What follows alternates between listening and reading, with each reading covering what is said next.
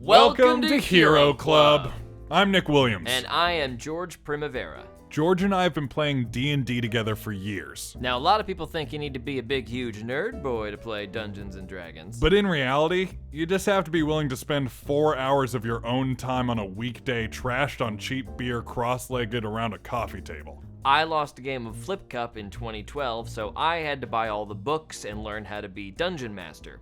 My dad was disappointed. Yeah, he was. But after a game or two, we realized that it's actually a really fun and effective way to tell an awesome story. Yeah, it's like long-form improv, but you kill more people. Here's what you need to know. George creates a world and the framework for a cool story. And the players, like Nick, create characters beforehand, all with special abilities, sometimes magical, sometimes not, and they adventure through the story as best they can, trying not to die. We, the players, roll dice to see if our improvised actions fail or succeed, trying to beat a number in George's head that he promises he doesn't change at will.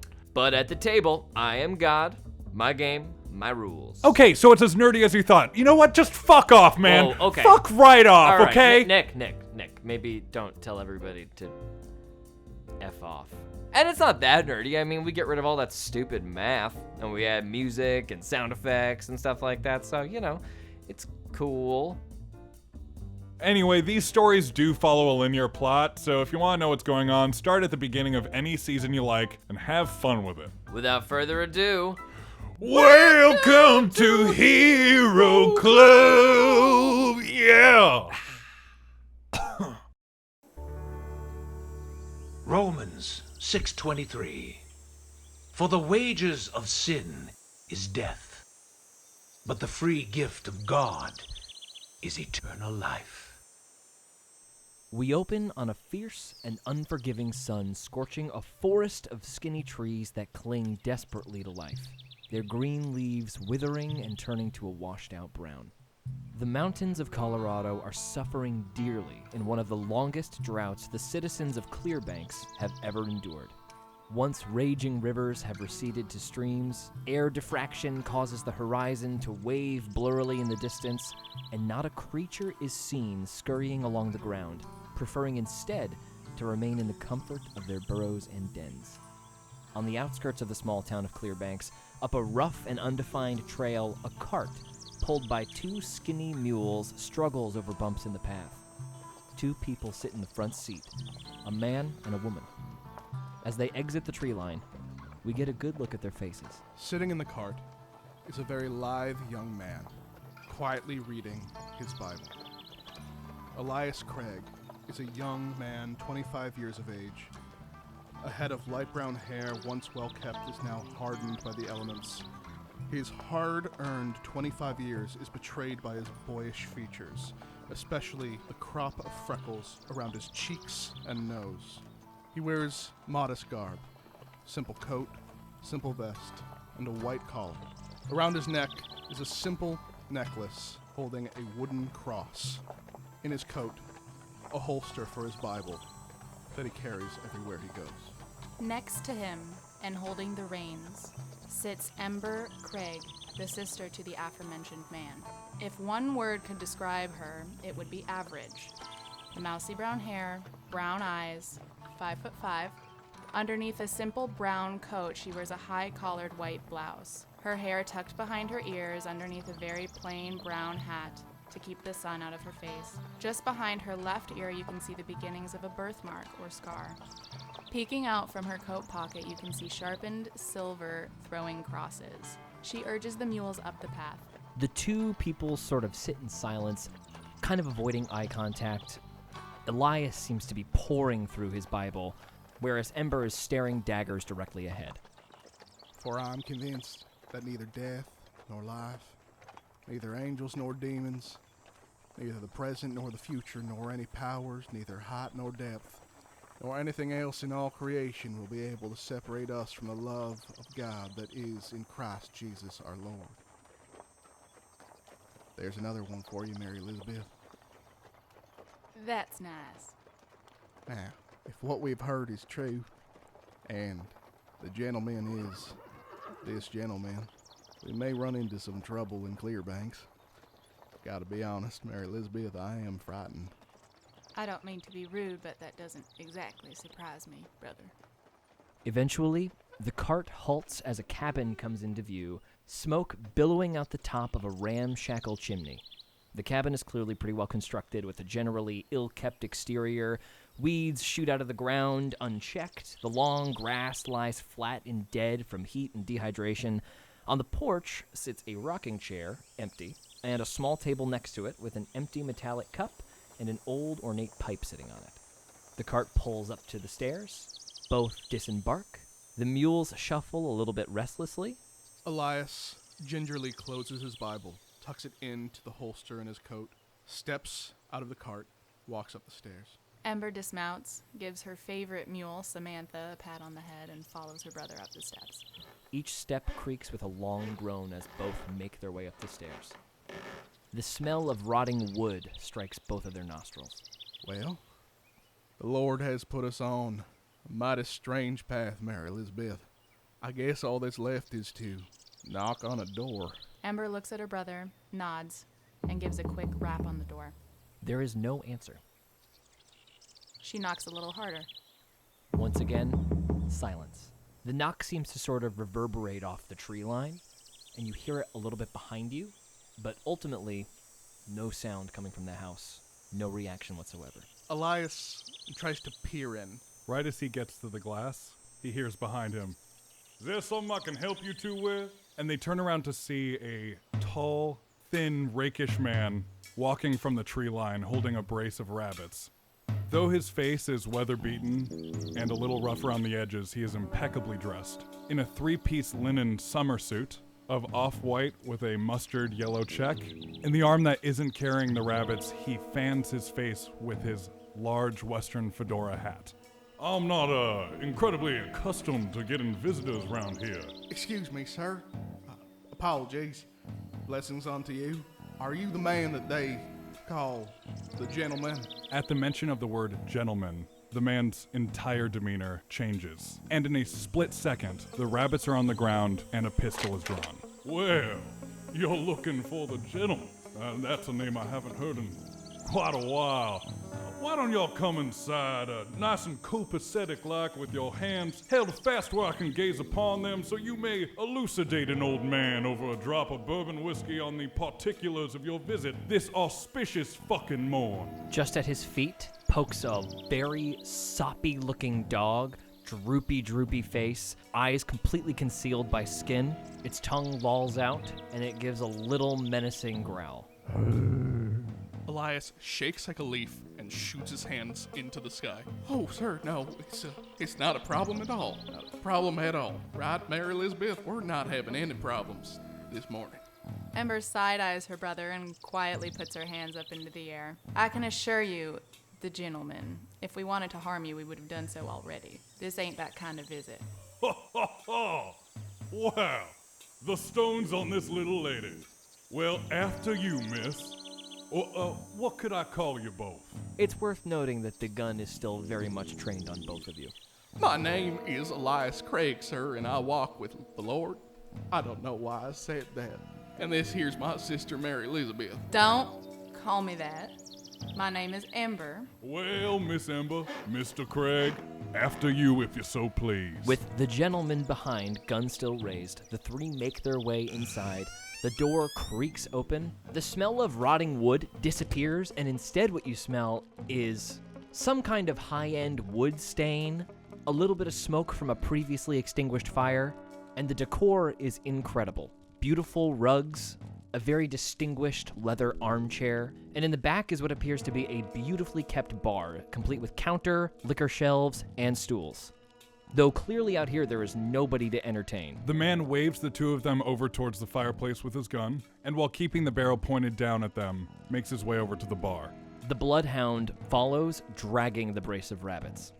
"Care to join me for a belt of the brown?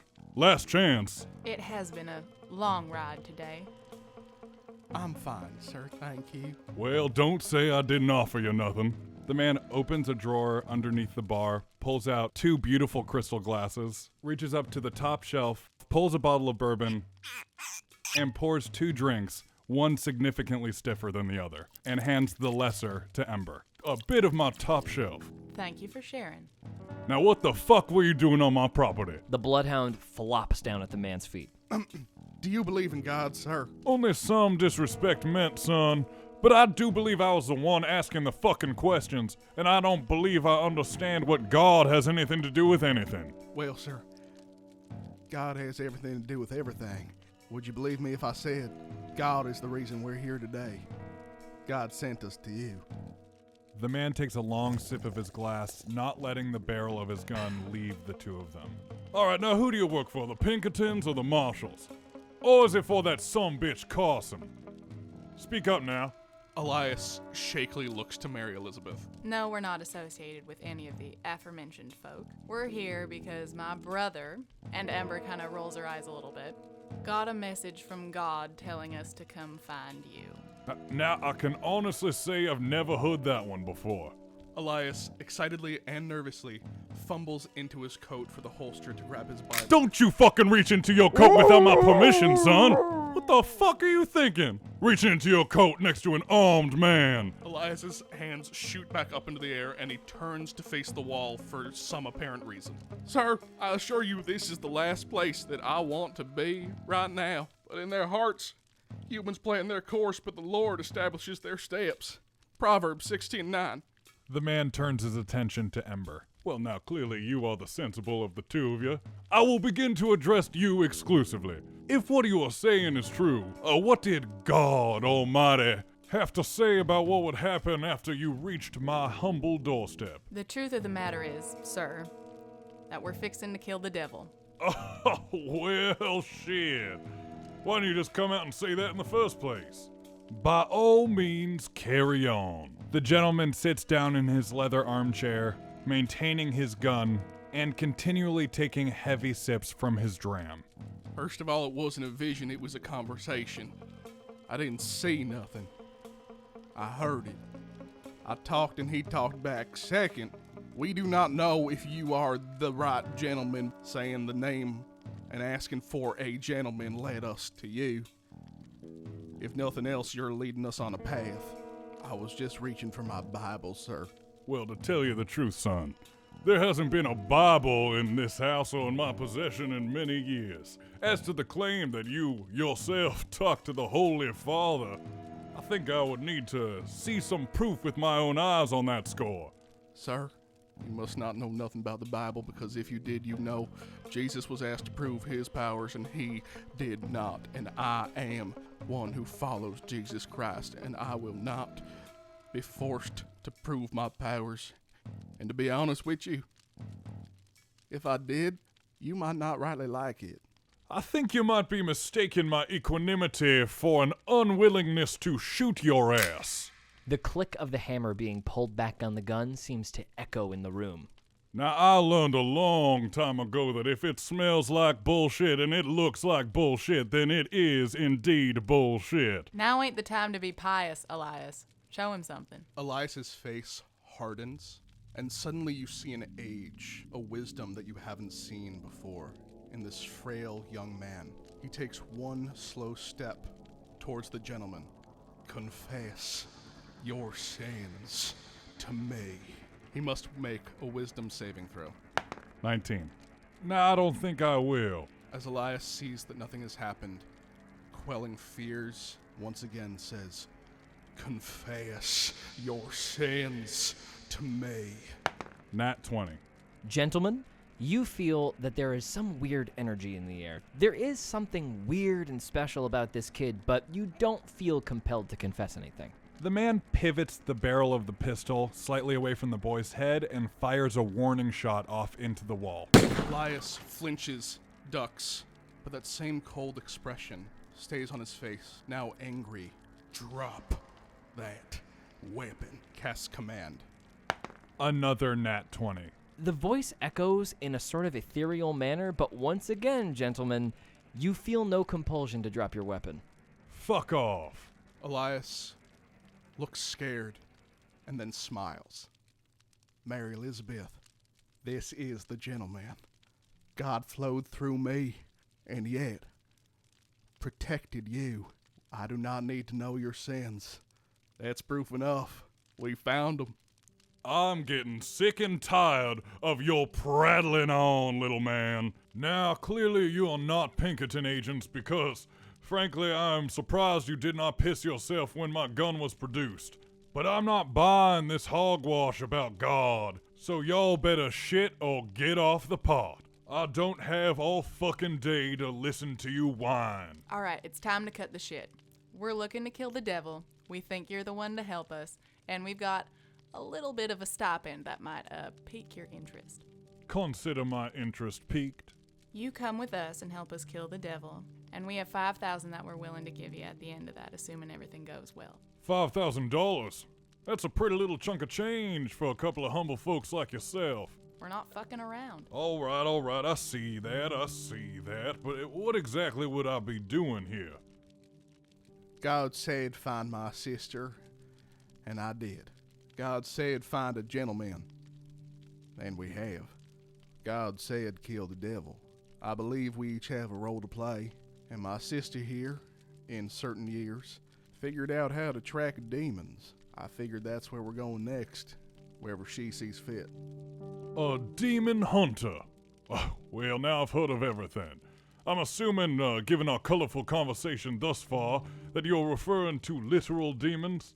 I can assure you they're more bothersome than the Pinkertons. And out of her pocket, Ember whips out a gnarled horn, which you can tell has been ripped off, parted violently with the attaching skull. You can see bits of fur, dried blood, general matter at the end of it, and the horn itself is spiraling, and you can tell that it is clearly not from the world that we are usually surrounded by. You can also tell by looking at it that this probably happened within the past couple of weeks. Well, ain't that an interesting specimen? Mind if I have a look? She reaches into her coat pocket and brings out a much smaller, less impressive claw and hands that over to the gentleman, saying, "You can have the other one when you've earned it." Whoo-wee! You're sassy. How do you put up with this firebrand? And he takes a closer look at the claw. Mr. Gentleman, please make a charisma save for me. 19. It feels really warm in your hand, but otherwise appears ordinary, though unfamiliar. This is probably just some gnarly old tooth off of an old dead bobcat you found. What else you got? From out of her pocket again, Ember brings out a glowing vial of greenish, purplish, very viscous liquid. This is demon blood, sir. Even I don't know what it does. And she smashes the vial against the wooden floorboards. As the green liquid spatters against the ground, all of the light seems to disappear from the room. The blood continues to glow, and out of the green puddle, spectral forms twisting amongst each other rise up, pass through the ceiling in their ethereal form, but you can make out twisted, screaming faces with dark eye sockets wide, rotted teeth, and reaching hands. After a moment, the light seems to return to the room, and the spectral forms are nowhere to be seen. Old Blue has defecated on the floor and is cowering in the corner, whimpering. The man finally lowers his pistol and then empties the contents of his glass, this time a little bit more out of necessity than enjoyment. Assuming that I decide to acknowledge that terrifying spectral display, Miss Ember, and accept your offer of that $5,000 up front, heading out into the wild yonder to confront what I assume is more of the same. I want you both to understand that I have things a particular way, and I've come to very much enjoy the way that I live, and I will not part with that. That disclaimer aside, I'll come with you for $5,000 and the promise of a whole hell of a lot more of that when we return. And he spits in his hand. I'm willing to make a deal on that. And he sticks it out. Elias offers his hand. Gentlemen, you have been chosen by God. You will be earning $5,000 and a whole lot more. You just earned yourself salvation.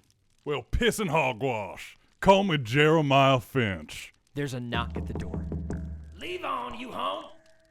Leave on. Got somebody who wants to talk to you. Oh, it's that motherless pissant Red Carson back from my land again. He turns back to the other two. Levon Hardigan, of course, is my assumed name around the town.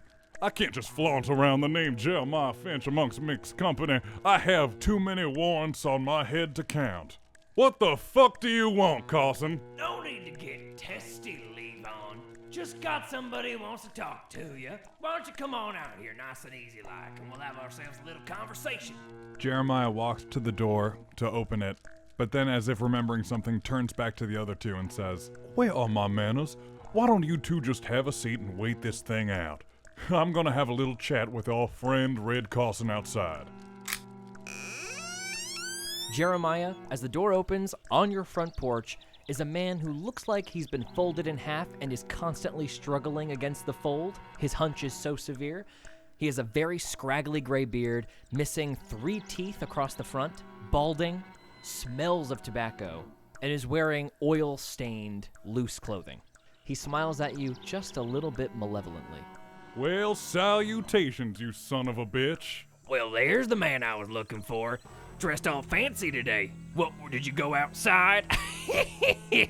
I will hardly accept sartorial criticism from you, you piss-stained, hunchback old craghen. And I didn't understand half of what you just said, you fucking jerk. But, that aside, I've come to make you just one final offer. See, the boss is really getting on my head about getting this land secured for the oil drill, and I gotta be honest, Levon. He says Levon with a little bit of contempt that you haven't heard in your previous conversations with Red, Jeremiah. I will give you $50 for this house, this property, and everything you have, and you to be gone by nightfall. That is my final offer. It is worth noting, Jeremiah, this is 10 times less than he has previously offered you. $50? Now, Red, what would make you think that I would accept $50 when just the other day you offered me $500 and I still spit in your face? Yeah, I remember that. But you see, circumstances done gone and changed themselves.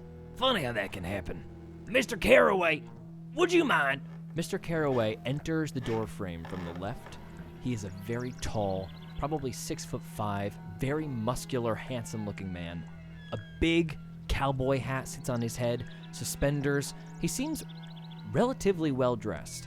Ain't you a pretty peach? What bordello did Mr. Red dig you out from? This here's Mr. Harold Carraway, and he wants to have a quick little word with you. Is that the truth? Good evening. Now, is it Levon? Am I getting that right? You're not fucking mistaken. Huh. That's funny, because I could have sworn... Well, no. Maybe I'm wrong. But I just thought this was you. And he holds up a wanted poster that has unmistakably your face on it, minus around 25 years, with a bounty on it for $20,000. The beard is a little bit shorter, but I can't help but notice a resemblance. Now, this fella here, his name is Jeremiah Finch. They called him the Gentleman. Hell of an outlaw. Killed more than a couple of lawmen in his day. Now, you wouldn't happen to know anything about this, would you, Levon?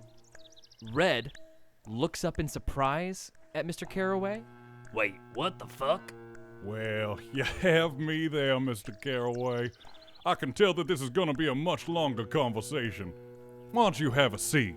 In a flash, Jeremiah quick draws 2 revolvers and shoots each of the 2 men in the stomach. Can you make a dexterity check to pull your gun as fast as you can? Carraway is going to make an opposed dexterity check. 21. 14. The gun pops out. The 2 Schofield revolvers that Jeremiah lovingly refers to as the twins are loosed from their holsters faster than the 2 men can react. The first bullet goes straight through Mr. Carraway, right above his groin and out the back, and the second hits Red Carson firmly in the chest.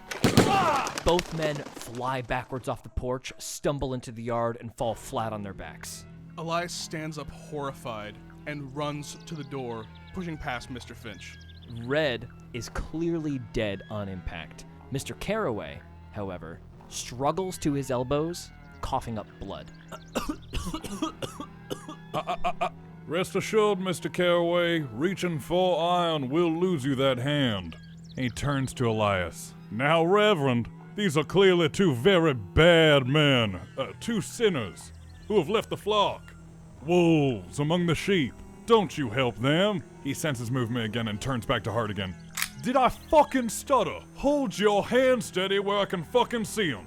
His hand stays firmly over the wound. He spits out a big mouthful of blood. You fucking idiot. Mr. Finch, I have a mission from God, and that is to kill the devil. I am not sitting to kill children of the Lord. All children deserve saving. You are not judge, jury, and executioner around me, around the Lord. Jeremiah mockingly looks around himself, taking in the scenery. No, I am not judge, jury, and executioner. There ain't no law out here other than the law of nature. Kill or be killed. And I will do as I fucking please. And he shoots Caraway again. Caraway, struggling desperately to get back to his elbows, but unable to fully sit up. Man, I thought I'd be able to take and hold a man in by myself. Stupid. Stupid of me. He looks up, struggling to even get one breath in, makes eye contact with Jeremiah with a wild look in his eyes. But I ain't all the way stupid. Abe's coming, Jeremiah. I sent a wire just an hour ago, and I swear to God on all that is holy. Jeremiah puts the last bullet right between his eyes. Caraway flops back into the dirt dead.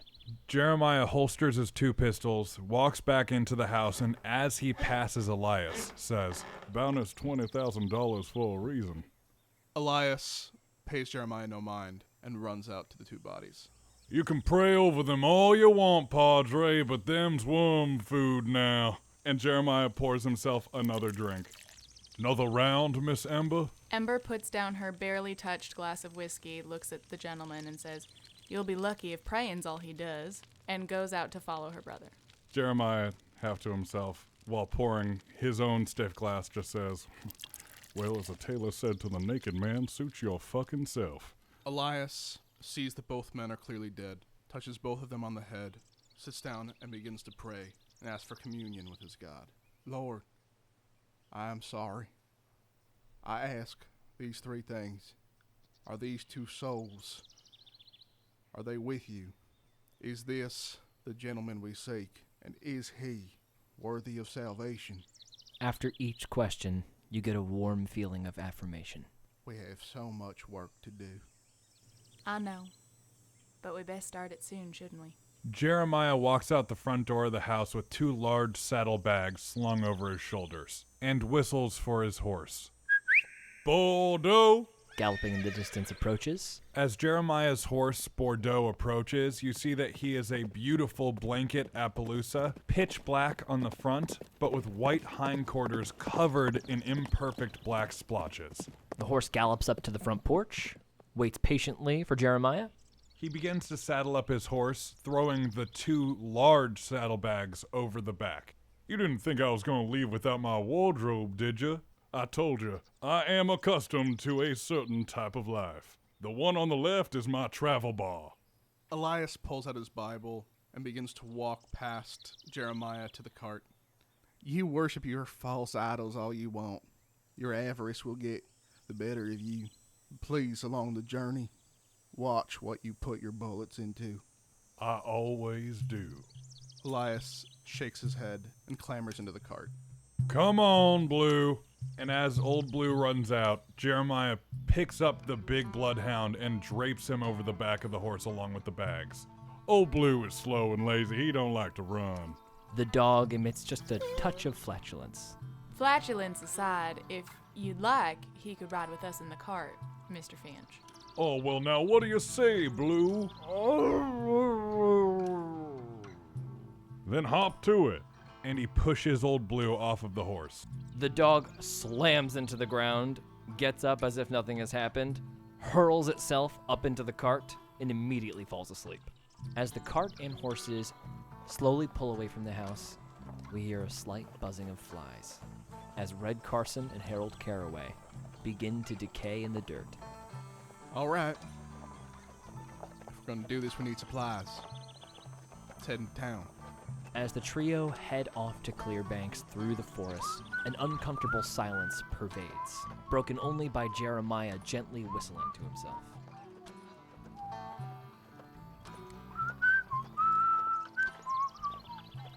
Eventually, the three break the tree line once more after about an hour and a half, 2 hours of riding, and they come out at the outskirts of the town of Clearbanks. As you approach Clearbanks, rolling past the town limits, the three of you notice that there is a weirdly large congregation in the center of this one-street town, just next to a worn-down well. You approach a little bit curious, the crowd parts, and suddenly you see, amidst a murmuring, shocked, confused, and scared grouping of townsfolk, a man is being loaded onto a makeshift gurney. It takes you a moment, but you suddenly notice that something essential is missing. The man's head. The cut is clean and even as you inspect it, with just a little bit of spine protruding from the insect-laden improvised orifice. Several men lift the body and head off towards a building labeled coroner by a sun-bleached wooden sign hanging off loosely. The shocked faces begin to dissipate as the townsfolk shakily return to their business. Just rolled into town. I don't know what to make of it, none, but that's the scariest thing I think I ever done seen. I'll tell you, son, God done left this place a long time ago. Sir, what on earth have you seen that makes you think God has left this town? The man looks at his son. The child runs off towards what you can assume is home. Listen, I don't want no part of this. I just want to go home to my wife and my children and go about my business. I didn't ask to be involved in any of this, and I will have none of it. And he turns off in a huff and walks away. Lord be with you. A middle finger over the man's shoulder answers you. Mary Elizabeth, has that compass been acting up lately? For the love of God, it's Ember. And frankly, no, it only responds to live demons. She takes out the compass and looks at it. The dial is swinging around in a circle like a propeller on an airplane. We might have a bit of a problem. Across the street, at a saloon that is emitting loud music and raucous laughter, a man is being dragged out, just a little drunk, by a few men who are shocked, surprised, and scared. They've just seen this headless body. This man has just about no idea what he's walking into. Mr. Hornby, please, you just gotta look at it. You just gotta tell us how this could have possibly happened. For the last time, Amos, I'm busy. But Mr. Hornby, please, would you just take a look at it? I mean, we need answers. When somebody comes into town like that the way it did, I mean, they've got it waiting for you in your office. Would you just take a look, please? I know it's your break. Fine. I suppose peace and quiet can wait.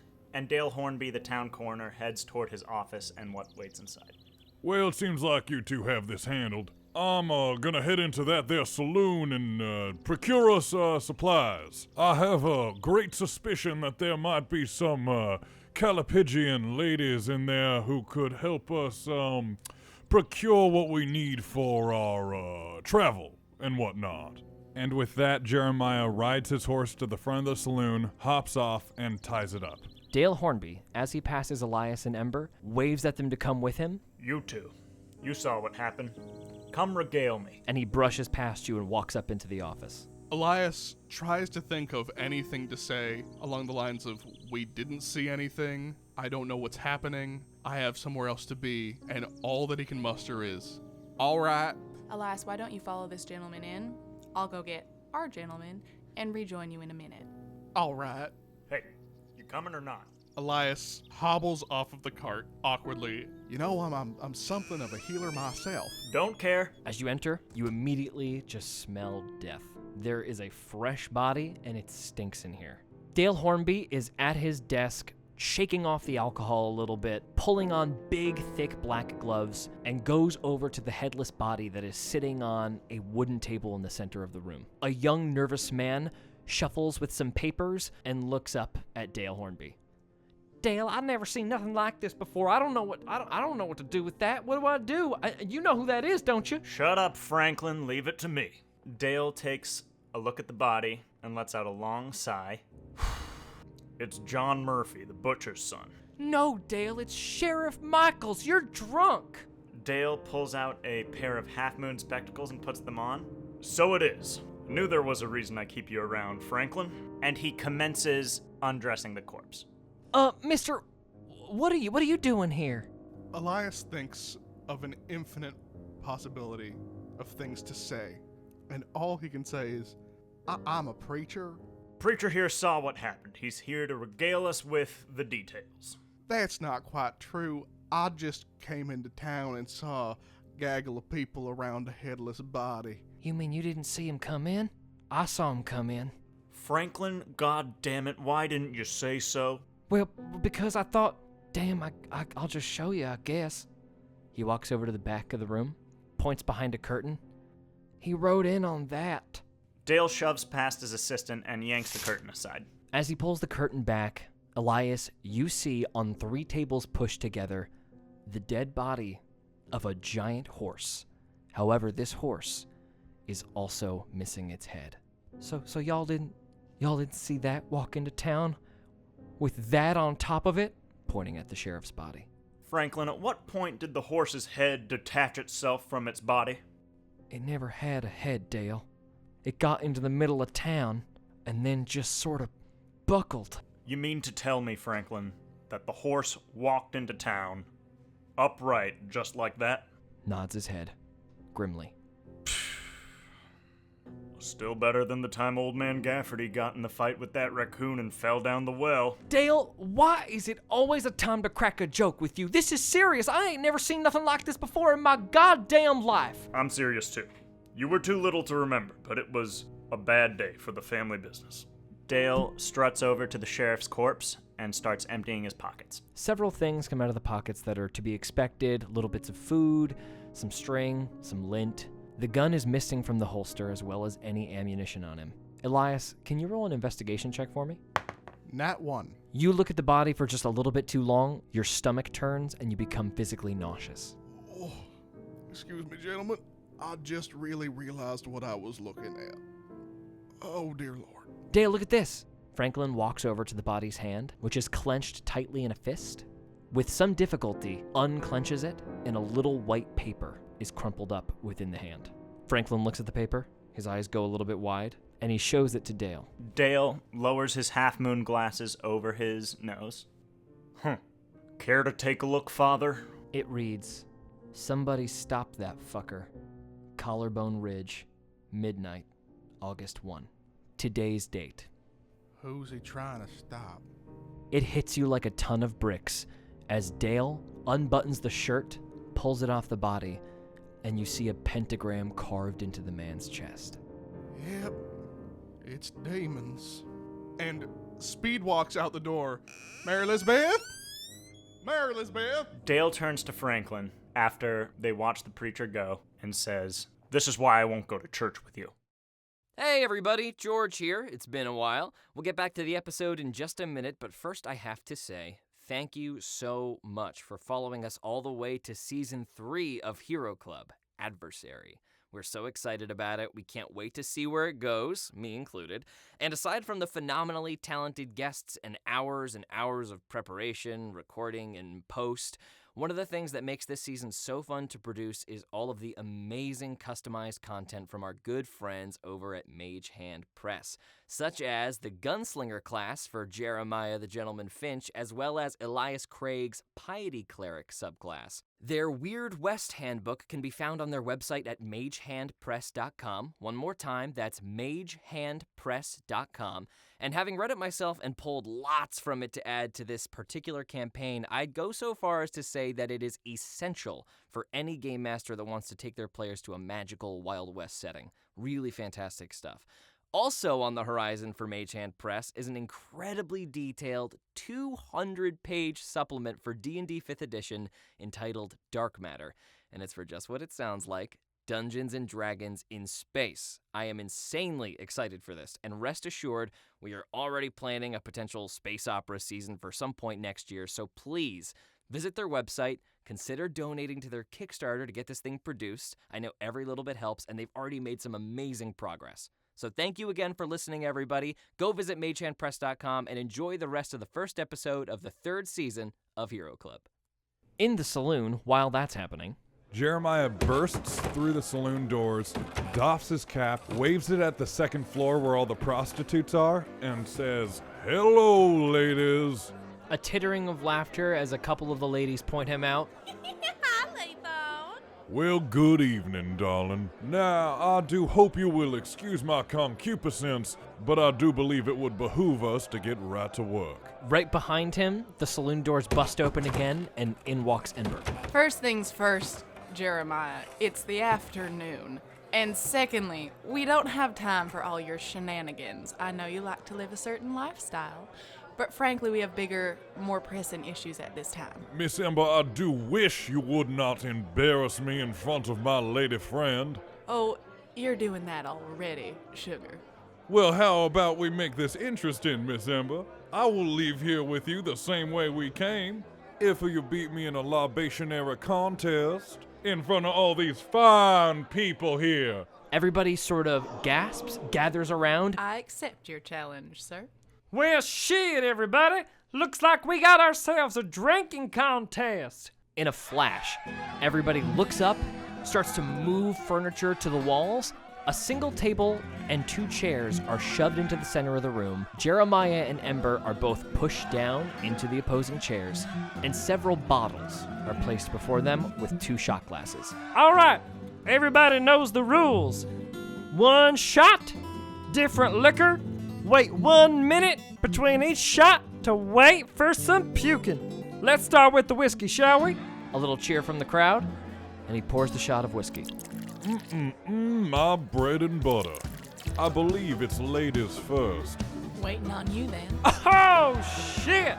Jeremiah scowls across the table and begrudgingly takes the first shot. Ember follows. Both of you make a constitution save.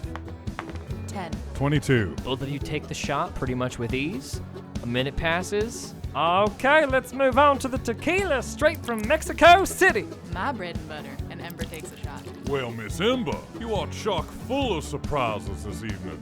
Jeremiah follows suit. 14. 13. Both take the shot once again. This one goes down just a little bit rougher. The minute passes. These 2 were doing pretty good. Let's give them a little round of applause, a little bit of encouragement. Now, let's make it to the rum, the sugary stuff. Pours 2 more shots.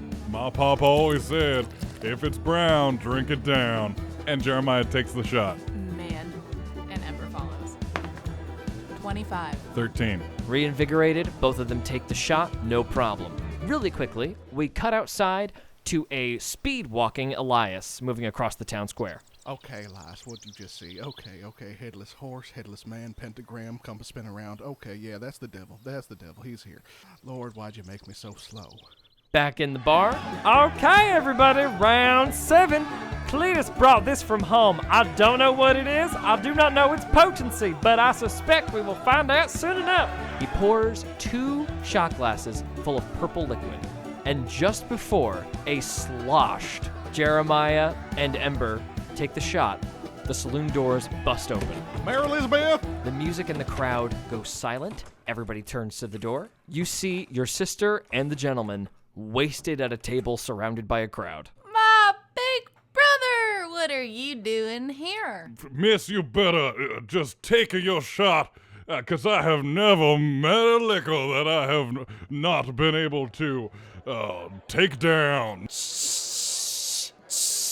Elias just starts walking towards the table. Excuse me, folks, I need to talk to my compatriots. Well, hold on, fella. You can't just interrupt a drinking contest. We got rules around here. A round for everyone in this bar on this man. And he points straight to Jeremiah. The crowd erupts. Everybody begins running to the bar. I did not vouch for this man. Never fucking speak for me again. That is completely lost in the roar of the crowd. Hey! Hey! Jeremiah pulls out his revolver and fires it once into the air. The shot goes off. Everybody hits the ground, looks up. The smoking gun and a drunk Jeremiah leaning and tilting back on his chair shakily. Elias grabs both Jeremiah and Ember and starts praying, God forgive these fools, and casts lesser restoration on both of them. Jeremiah, Ember, you both immediately vomit on the table. Well, what's going Get on? Oh, you son of a bitch!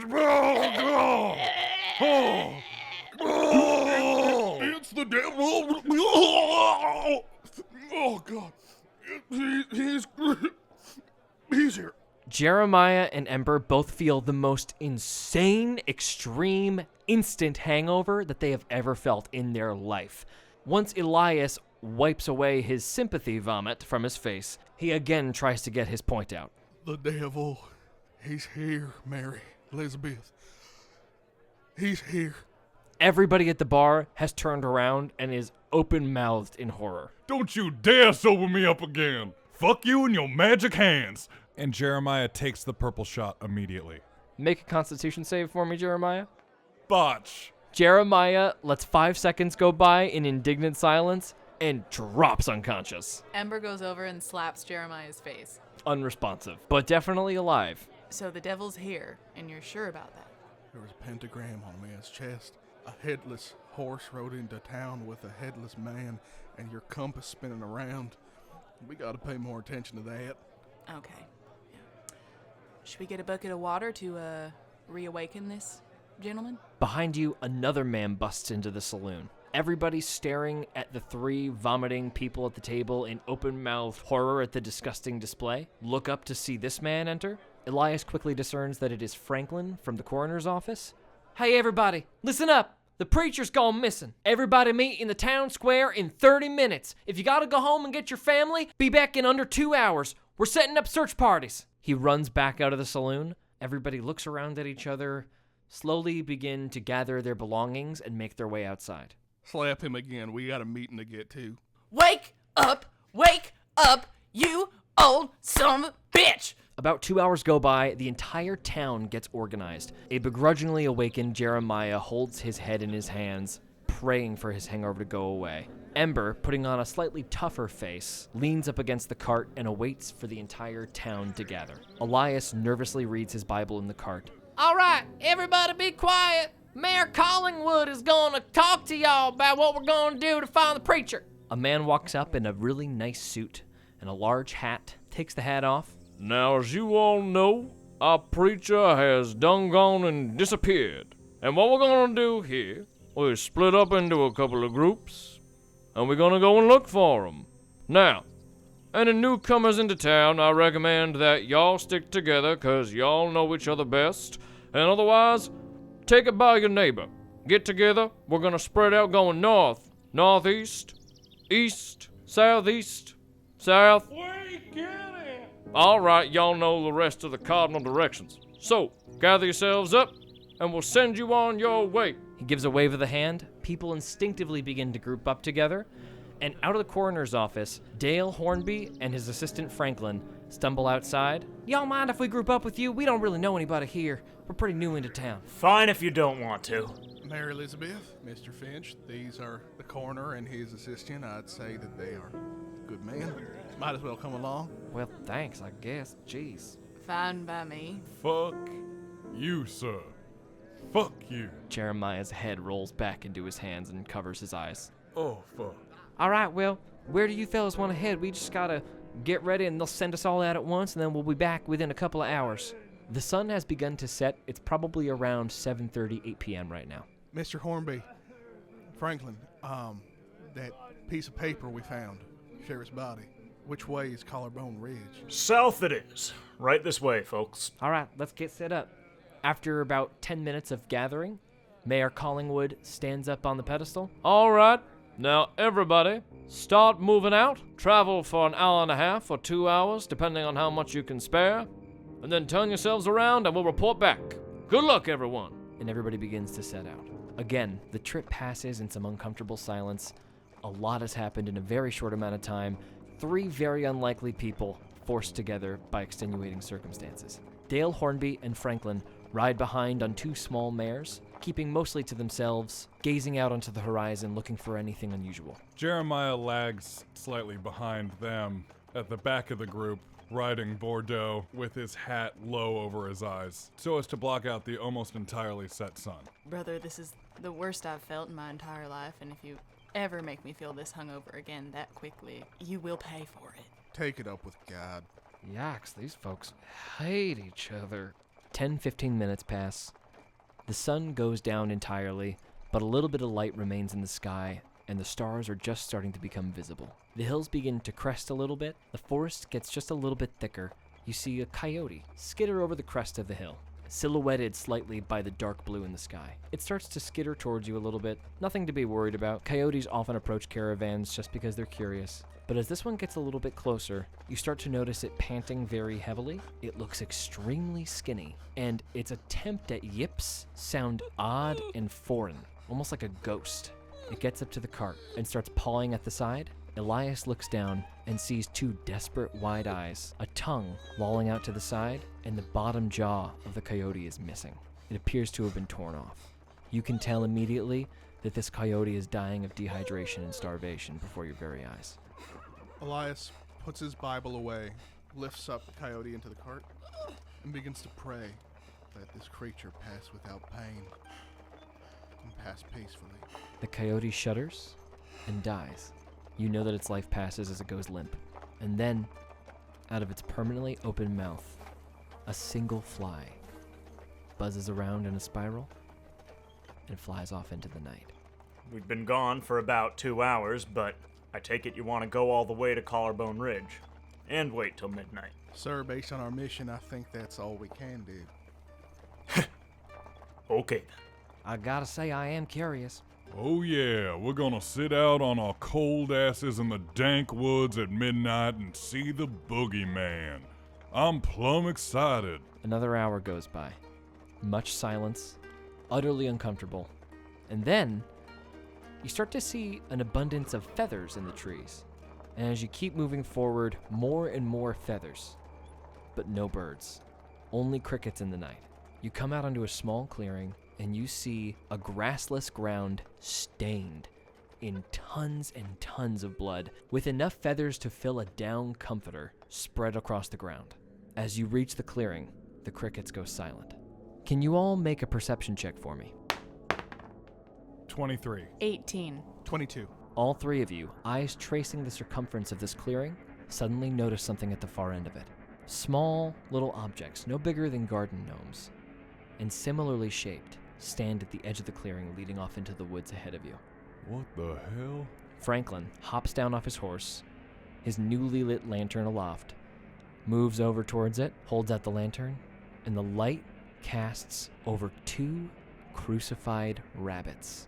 Little sticks bound together with twine, poked into the ground, small rabbits nailed in a Christ-like pose, their guts spilled over the ground in front of them. Fuck. I would be remiss if I didn't mention that these horrors are doing no good for the malaise I currently find myself in. You are going to be paid in full, Mr. Finch. We march on. Ridge is about 1,000 feet up. Right this way. The group moves forward into the trees. 100 feet further, another two rabbits, crucified in the same fashion. Another 50 feet, another two rabbits. Another 50 feet, another two. 25 feet further, 4 more. The rabbits get more and more frequent until they literally create a small border of a pathway. 500 feet into the forest, you get to a relatively sheer cliff. Both Franklin and Dale dismount. We're gonna have to leave everything here. It's a little bit of a climb. They begin to tie their horses to a branch. Jeremiah similarly dismounts and walks over to Old Blue in the back of the cart. You just stay here, Old Blue, and don't pay none of these terrifying little crucified rabbits no mind.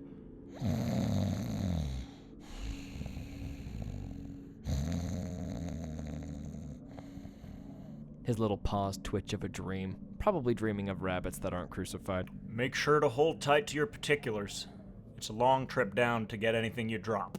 All 5 people hop off their various horses and carts, move over towards the edge of this mountain, though it's not really a mountain, it's more of a very steep hill. In fact, there's a relatively easy path up. It just happens to wind around a lot, and it narrows to a point where often the 5 have to sidle along the edge. No real athleticism involved, it's just a very difficult hike.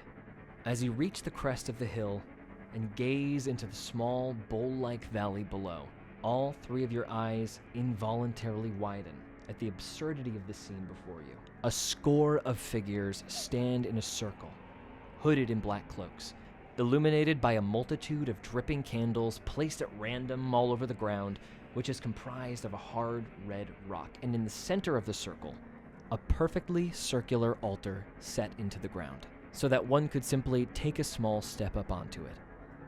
A pentagram has been drawn on the ground of the altar in a dark burgundy liquid, almost certainly blood, and in the center of the circle, a quivering priest kneels at the feet of an impossibly tall man, whose very visage turns the hairs on the back of your neck into spines and causes your teeth to chatter as a cold feeling of dismay buries itself into your guts. This tall man is an 8 foot tall with an 8-pack, young Tom Selleck-looking, Sam Elliott-sounding son of a bitch with the eloquence of Barack Obama.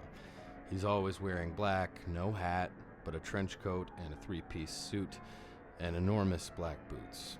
All his buttons, rings, clothespins, and accoutrements are solid gold, engraved with a big L. His hair is perfectly coiffed, a little longer. His eyes are a crystalline shade of blue, but they seem to sort of be blue hot like fire, and when he gets angry or fired up, they turn white hot so that his whole eye turns white. He never sweats. If you look closely in his left eye, you can see the mechanical cyborgian golden gears operating as an internal monocle, which he uses to spy on fucking everybody. You've caught this man mid-speech. Hey, everybody, settle on down, my children. You heard me, Mortimer. Yes, I see you. You okay? Sorry, boss. No. There's going to be plenty of time to shake your little red booties when we've succeeded and the ritual is complete. And we know this era of, darkness will prevail. And I know y'all are excited, but I got something to say first.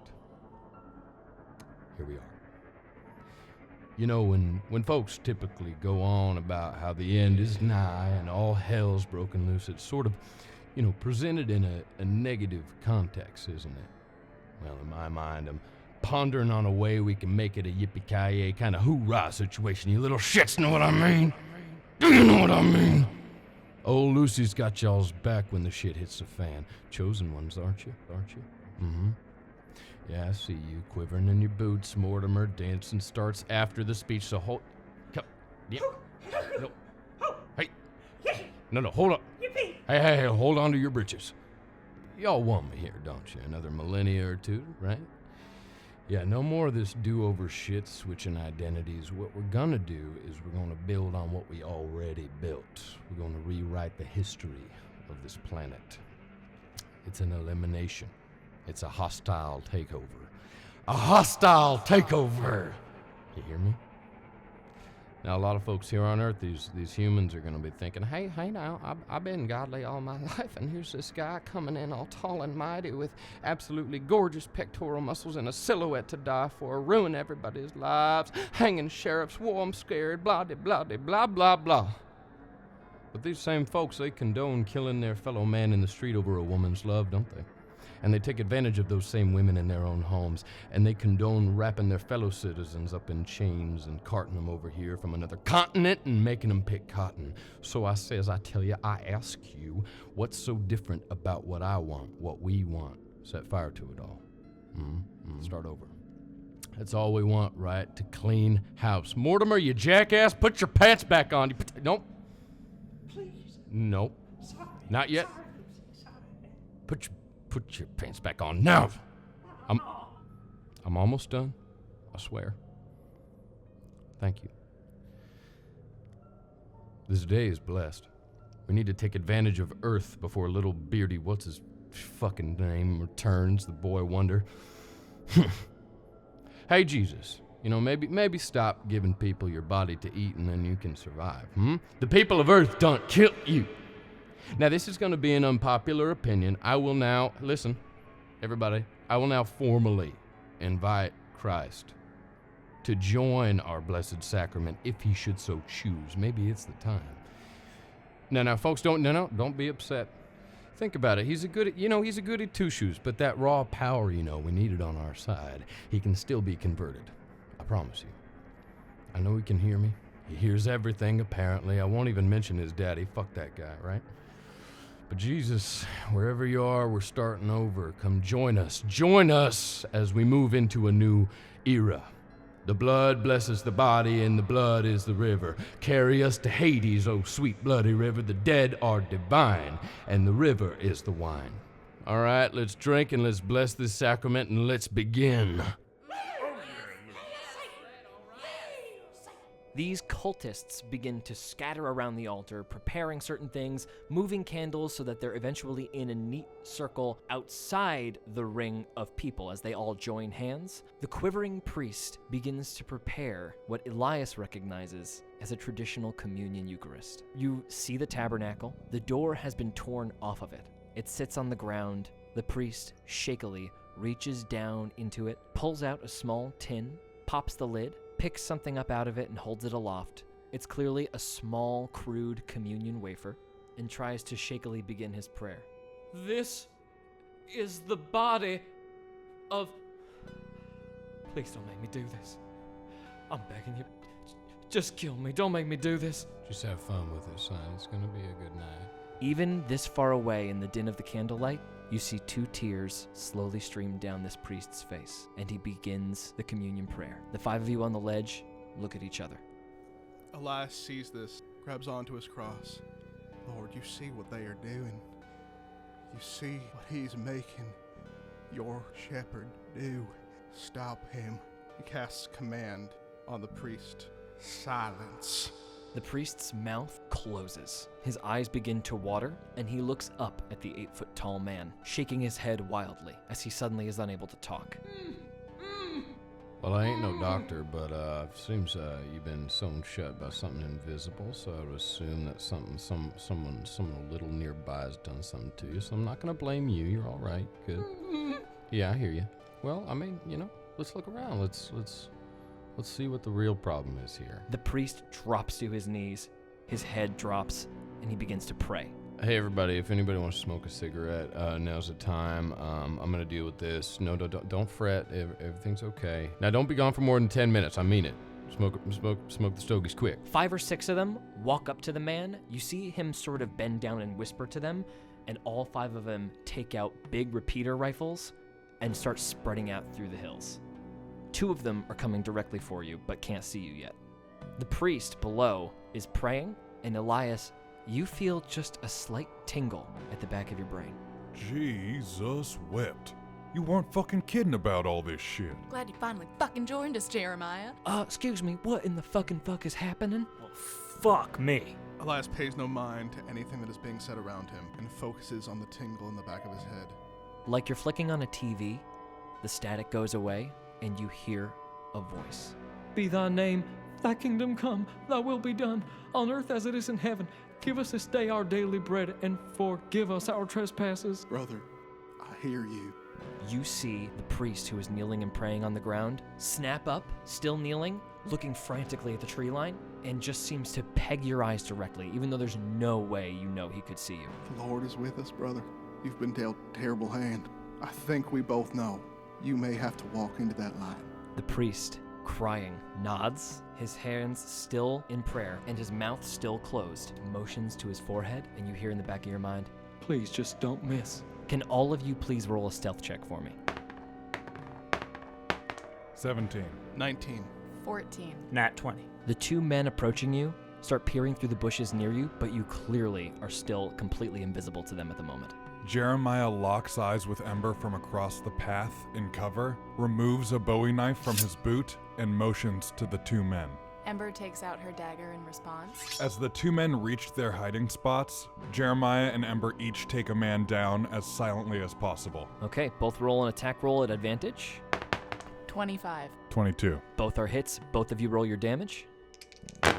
8. 7.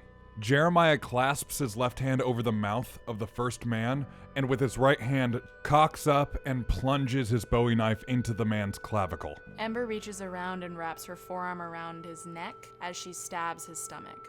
Both disappear into the bushes. Both men, silenced, try to scream in pain, are unable to, start to try to reach for their guns, find themselves disoriented and unable to reach them, and instead struggle against you. Both of you make a strength check with advantage. 16. 17. Both men are unable to get loose. Feel free to make another attack with advantage. Nat 20. 23. Describe your 2 kills. Still holding his hand over the man's mouth, Jeremiah rends the knife free and slits the man's throat. Ember, with her dagger still embedded in the man's stomach, shoots her arm upward underneath his rib cage, stabbing the man in the heart. Jeremiah and Ember leave the bodies in the bushes and regroup with the other 3. Below, the tall man is getting impatient. Well, my stogie's almost done, so I figure everybody else should be. Excuse me, do you have any answers for me yet? Do you at least have a pointer as to where these aggressors may be coming from? I would assume that it's possibly from the brush out there yonder. The priest shakes his head. But his eyes flicker up into the brush. You know what's so funny is I didn't need to know that you had a tell, because I could have just inserted myself in your mind, but it's almost more fun to have like just made a suggestion and then see you say that with your eyes. All right, I'm gonna take a traipse on up into the brush. All you 3 see is the tall man lean down to the priest. The priest shake his head a few times. The tall man look up directly to where you are hiding and start to walk forward. And as he begins to walk, the candles he passes flicker and go out, and as he passes them just a little further, reignite again. Elias turns to Jeremiah. You see that, preacher? Jeremiah nods. Pretend it's me. That's where you put your bullet. Rejoice in the Lord always. Brother, I will say it again.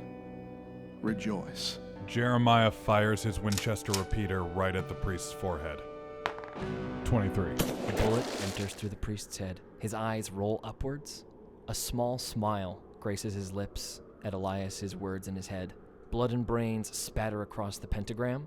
Everybody's head shoot up to where the rifle noise came from, then back down to the priest, and then back to the tall man. The tall man appears confused for a moment. His brow suddenly begins to furrow. His cool, cold nature begins to dissolve before your eyes, even in the darkness. His head turns back up, silhouetted by the candlelight, and suddenly every candle goes out. It's at this point so evident that you don't know what you're dealing with. And I feel like you could maybe ascertain by the fact that I can control flame, that it's going to be a problem for you. So if you want, just come out. We can talk, because at least I'm curious at this point. I know I'm mad, but more than anything, I just want to understand. Let's talk. I haven't been contested in a bit. None of you can move. Try as you might, your arms will not budge, your legs will not work, your eyes will not close, and neither will your mouths. Glancing at each other, you see everyone's mouth in open-mouthed horror. The voice gets closer and closer. So I'm a bit of a stargazer. I tend to wonder about things. I mean, I could go out there if I wanted, but this is kind of like a stomping ground of mine. I don't know if you guys know astrology, but I'm an Aries. I was born on April 15th. And what that means is I'm a very courageous type. I'm very independent, but I'm also very coarse. I'm adventurous, but I want things to go my way on the adventure. Yeah, so I mean, to sort of have this supposed awe around me is very comforting. So that's why all your mouths are open. At any moment, I could just draw you out here. I could just move you. And I'm choosing not to, because I want you to do it of your own volition. I want to understand, and I want you to do it out of your own predication. All right, I'm going to let you go now. I'm just going to let you go and see what your next move is. How's that? Your limbs release. You regain the ability to move. We gotta get the fuck out of here. He's not letting us go. He's not gonna let us go. I did not sign up for that shit at all. You legitimately shook on it. I didn't know it was fucking real. I thought you were just a couple of crazy rubes I could take advantage of for $5,000. Lord, let's show this pretender who he's dealing with. I pray that you let there be light. And God, through Elias, casts daylight. Nothing happens. You feel no response to your prayer. You do feel laughter as it vibrates off the valley walls. Okay, so I feel like I should be super clear with you right now. I know God kind of personally, probably as much as you do. As far as I'm told, we used to be friends. But the thing is that I literally have as much power as him. And due to our proximity, it's just not going to work out. So give that up as well. I really want to deal with you guys man to man. I've had enough of the dilly-dallying, if you will. Jeremiah stands out of the brush and unloads 2 revolvers towards the tall man. I don't care who you are, everybody bleeds. The bullets all impact straight into the man in different parts of his body, almost every single one hitting its mark. The man recoils with each hit. Yeah. Okay, all right. Jeremiah, it's like an invisible rope attaches to your sternum and yanks you forward 75 feet until you are 10 feet away from the tall man. You can see now that he truly is about 8 feet tall. Holy Christ. Yeah, no, the opposite. Do you know how corny you are? Jeremiah stands speechless. Elias, Ember, you two very suddenly follow him, being yanked forward on either side of Jeremiah. Up on the crest of the hill, Franklin and Dale both stand up in shock, look at each other, and book it away. But the tall man swats his hand in the air towards the two running. 15 cultists raise the repeaters, fire, and the 2 men drop. You hear a distant tumble as they both go over the side. All right, I know you heard that, but I want to show y'all. 2 broken bodies zip over the edge of the crest, skidding against the ground as they approach. Franklin is clearly dead, his body mangled, a bullet hole in the side of his head. But Dale is clutching a wound in his stomach, other arm hanging to the side like a bag of potatoes, and half of his face missing, sort of lolling off as if it's been scraped by a rock upon impact. All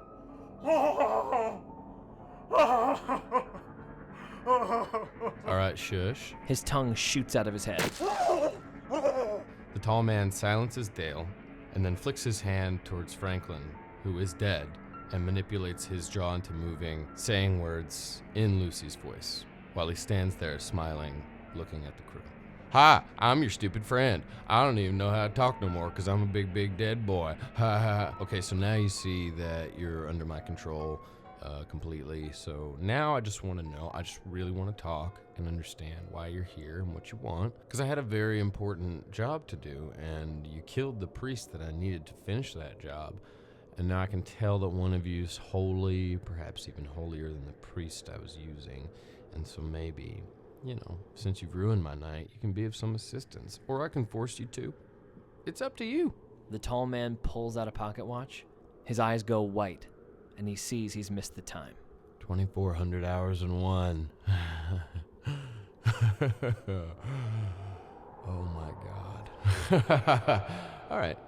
So just so you know, the ritual I was going to perform only happens once a month. So now I have to wait another month. So what y'all are going to do is you're going to come with me. We're going to go down to the border. We're going to take a little vacation. And you little little holy fucking piece of shit, you're going to perform it for me. How's that sound? You know, when he first told me that I'd be meeting you, I was pretty scared. But now looking at you, I see that you're just another piece of shit man. I don't give a fuck what you think. We're going on vacation, all right? Hey, Trunk, could you take these 3 out back? I want them looking pretty before I see them again. Trunk stands up, 7.5 feet tall, somehow shorter than this man, even in his hulking frame. Easily 500 pounds of fat and muscle mixed together, dragging a big, thick axe behind him. Wordlessly, he points to Dale, floating in front of him. Oh, and Trunk, you could just feed him to Samson. Wait, but give me the tongue. Trunk smiles wide, walks over to Dale, palms his forehead, breaks his neck in one swift motion, and throws him over his shoulder. Lucifer, the Prince of the Morning, turns around, begins to walk away, and then over his shoulder. Lengua, as the Mexicans call it. It's a delicacy. Have a good night, y'all. He takes a big honkin' bite out of Dale's tongue and begins to walk out of the valley. Trunk walks past you, and the 3 of you magically float after him and are swallowed by the darkness. Light bringer, light bringer,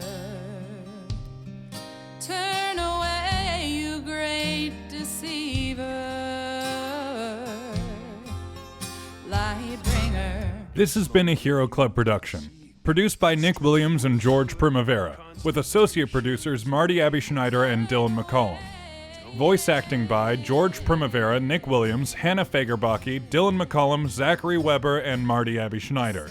Theme song written by Matthew McCollum and performed by Hannah Fagerbacke. Special thanks to Kevin MacLeod for his music, Nolan North for that badass intro, and to Marty Abby Schneider for his incredible artwork. Thanks for listening, and welcome to the club. I want you where I move ya. I mold ya, I improve ya. You think you're quick, you think you're wise. Think you're on my level, Let's roll them dice.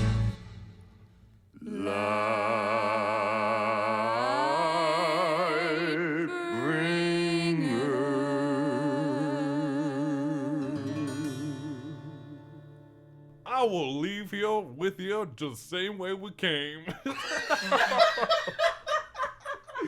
Well, how about